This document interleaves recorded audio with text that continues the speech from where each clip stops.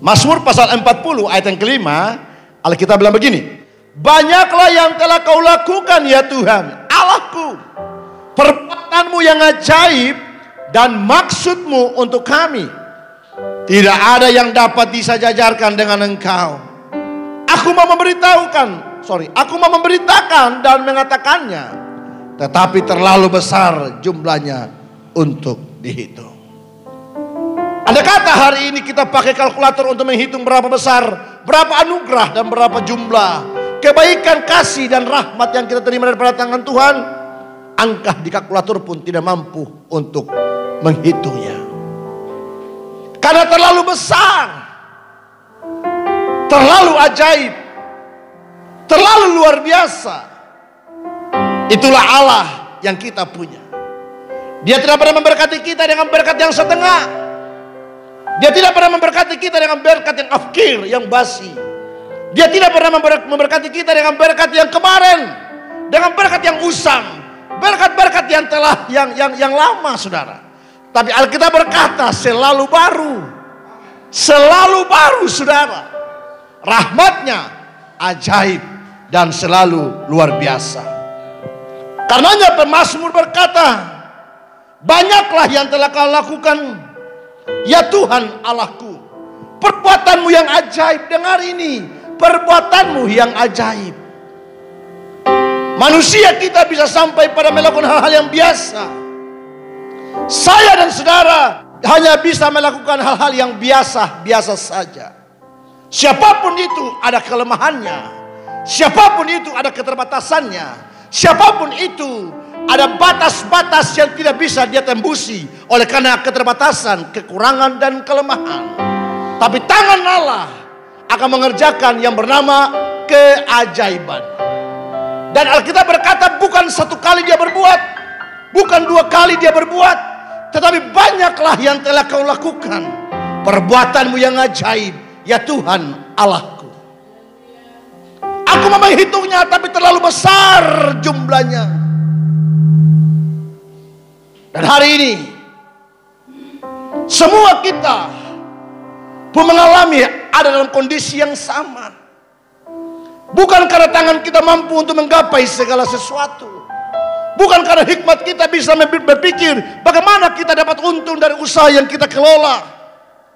Bukan hebatnya kita bisa merancang jalan-jalan untuk kita lalui. Tetapi semua itu karena ajaib perbuatan yang Tuhan lakukan dalam hidup kita. Banyaklah yang telah kau lakukan ya Tuhan Allah. Kita yang duduk hari ini pun tidak terpikirkan bahwa kita seindah, se-beautiful. Bukan karena makanan yang kita konsumsi, bukan karena gaji yang kita peroleh, bukan karena kita punya segala sesuatu. Tetapi marilah kita sepakat dan kita bilang bahwa, dengar nih, banyaklah yang telah kau lakukan ya Tuhan Allahku. Perbuatanmu yang ajaib dan maksudmu untuk kami. Dengar, dan maksudmu untuk kami. Dalam detik-detik hidup yang kita jalani, menit, waktu, jam yang kita lewati, itu semua bagian dari rangkaian desain Tuhan atas hidup kita. Dia selalu mendesain hal-hal yang ajaib. Dia selalu mendesain hal-hal yang luar biasa. Termasuk makanan yang masuk ke mulut kita pun itu tidak luput dari rancangan dan desain Allah kita.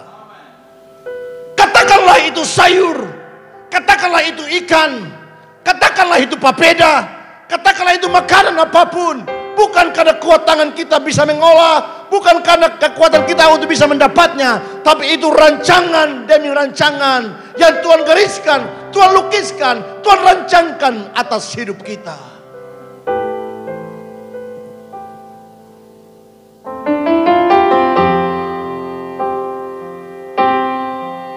Dengarkan ini, tidak ada yang dapat disejajarkan dengan engkau. Sekali lagi, seng ada yang bisa disamakan, disandingkan dengan yang bernama Allah Immanuel.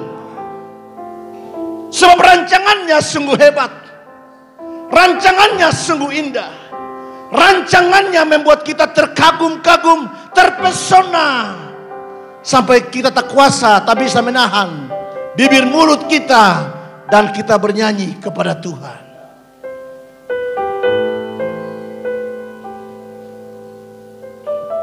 Terlalu besar jumlahnya, bos. Itu berarti bukan satu musim dia memberkati. Itu bukan berarti 2 musim, tapi musim-musim dalam hidup kita. Musim yang satu berganti kepada musim yang lain, tak luput dari rancangan Tuhan Allah. Termasuk di dalam pun kesedihan yang kita alami, termasuk di dalamnya kelemahan yang kita punya, termasuk di dalamnya kegagalan yang kita dapat di perjalanan hidup kita. Kalau kita tidak mendapat kegagalan, kita tidak tahu artinya berserah pada Tuhan Allah.